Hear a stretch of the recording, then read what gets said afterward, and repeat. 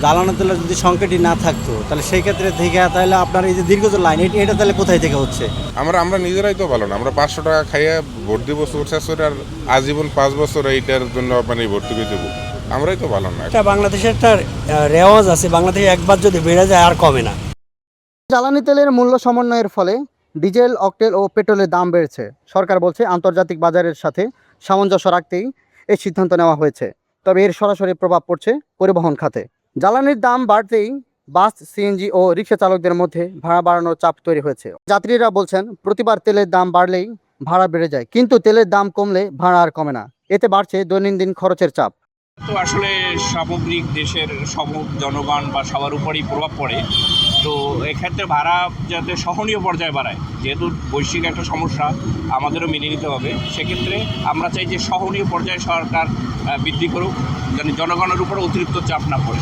জ্বালানি তেলের যদি সংকটই না থাকতো তাহলে সেই ক্ষেত্রে থেকে তাহলে আপনার এই যে দীর্ঘ লাইন এটা তাহলে কোথায় থেকে হচ্ছে?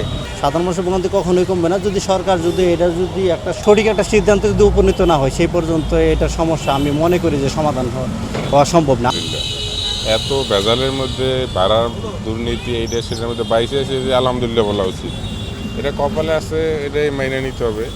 আর তেলের দাম যখন কম ছিল ভাড়া কিন্তু কমায় নাই, 2 পয়সা 3 পয়সা কমাইছে। যখন বাড়ছে এখন তারা কেউ ডাবল কেউ দ্বিগুণ ভাড়া নিতেছে, এটা তো ঠিক না। বাড়াইছে এটা যৌক্তিকভাবে নেক, প্রতি কিলোমিটারে যেরকম আসে 5-10 পয়সা বাড়লে ওইভাবে নেক। 10 কিলো হইলে 15 পয়সা করে হলে কত হয়, ওইভাবে নেক, ওইভাবে তো নিবে না।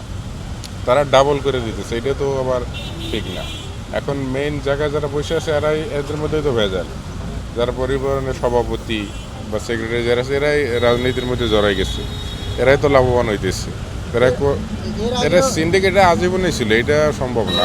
আমরা নিজেরাই তো ভালো না। আমরা 500 টাকা খাইয়ে ভোট দিব সোর্সেস আর আজীবন 5 বছর এইটার জন্য মানে ভর্তুকি দেবো, আমরাই তো ভালো না। এখন আমরা ভালো না হইলে এখানে সরকারের তো দোষ দিয়ে লাভ নেই, জনগণেরও দোষ আছে এখানে। এটা এদেশে কোনোদিন হয় না। তো যদি একবার দাম বাড়ে ওই যে বাড়তেই থাকে, আর কমার রেকর্ড তো নাই, কোথাও তো নাই। সব কিছু কমাইলেও এটা আর কমবে না। আমাদের দেশে দেখা যাচ্ছে যে যে বিদ্যুতের দামটা এখন যে তেলের দামটা বাড়লো, তেলের দামগুলো বাড়লো, এটা তো বাংলাদেশে কিন্তু অনেক পরে করেছে। বাংলাদেশ গভর্নমেন্টের এদিক থেকে ধন্যবাদ জানাতে হয়েছে, তারা অনেক পরে কিন্তু এটা করেছে যে এবং ইনক্রিজ করিয়েছে, বাড়িয়েছে। কিন্তু অন্য দেশে কিন্তু আগেই বাড়িয়ে দিয়েছে। এটা বাংলাদেশের একটা রেওয়াজ আছে, বাংলাদেশে একবার যদি বেড়ে যায় আর কমে না। কিন্তু এটা কিন্তু গভর্নমেন্টের দেখা উচিত, এবং গভর্নমেন্ট এই জায়গায় যায় কন্ট্রোল করতে এখনও পর্যন্ত আমরা দেখিনি যে কন্ট্রোল করেছে। তো এই সরকার যদি কন্ট্রোল করতে পারে তো ভালো, কারণ এখন যে দাম বাড়াচ্ছে যে সেটা যেন রেশিও অনুযায়ী থাকে, একটা রেশিও যে থাকবে, তেলের দাম পেট্রোলের দাম যেভাবে বাড়ছে ওই রেশিও অনুযায়ী, তাহলে কিন্তু ভালো। এবং এটা দেখা উচিত অবশ্যই গভর্নমেন্টের। তার মানে আজকে রাইতে তেল নিতে আইলে পরা দেখা যায় যে 200-250 গাড়ি পিছিয়ে পড়ছি, পরের দিন সকালবেলা দেখা যায় আগের গাড়ি যাইতে যাইতে আমরা তেল পাই না। তারপরে দেখা যায় ওই দিনকে গাড়ি সাইড থাকে, যেদিনকে তেল লই ওই দিনকে গাড়ি চালাইতে পারি, নয় চালাইতে পারি না। আর তারপরে যে জ্বালানির দাম বাড়াতে, খালি জ্বালানোর দাম না, এটা যে কোনো দ্রব্যমূল্য দাম বাড়াতে যে আমরা গরিব মানুষ যারা আছে সবাই আমরা ভুক্তভোগী, আমরা ক্ষতিকরের ভিতরে আছি। এটা তো সরকার বিবেচনা করার দেখার দরকার যে আমরা কিভাবে আছি। যারা শ্রমিক ন্যায্য মূল্য যারা পাবে, এখন যদি যারা চাকরি করে তারা যদি বুঝেন যে এই হেদেরটা যদি না বাড়ে, তাহলে এখন যদি খালি জ্বালানির তেলের এটাই বাড়ায় কি গাড়ি ভাড়া বাড়ায়, তাহলে তো বুঝুন যে সবারই সমস্যার ভিতরে সমস্যা।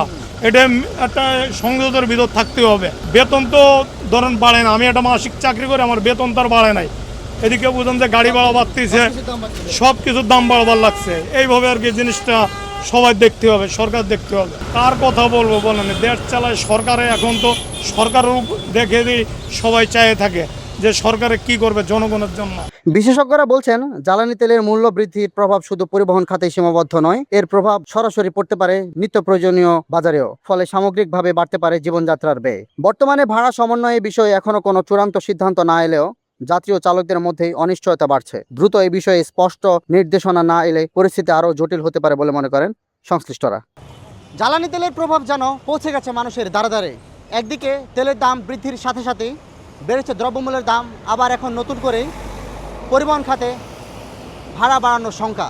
সব কিছু মিলিয়ে যেন মানুষের জীবনযাত্রার মান বিপন্নের পথে। এখন প্রশ্ন উঠছে, কোন দিকে যাচ্ছে দেশের পরিস্থিতি? মেহরাজ হোসেন কাব্য, আনন্দবাজার, ঢাকা।